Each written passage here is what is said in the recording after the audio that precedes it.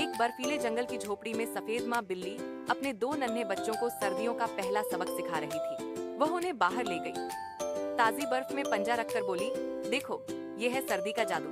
फिर वे जंगल गए, जहाँ माँ बिल्ली ने मेपल पेड़ से मीठा रस निकाला। घर लौटकर उसने बर्फ और शीरे से टैफी बनाई। बच्चे चम्मच लेकर आए, हंसते खेलते उसे हिलाने लगे। दिन के अंत में सबने मिलकर स्नो कैट बनाया और दिल के आकार की कुकीज खाई। चूल्हे की गर्मी में प्यार और सुकून से भरी वह शाम खत्म हुई। दिन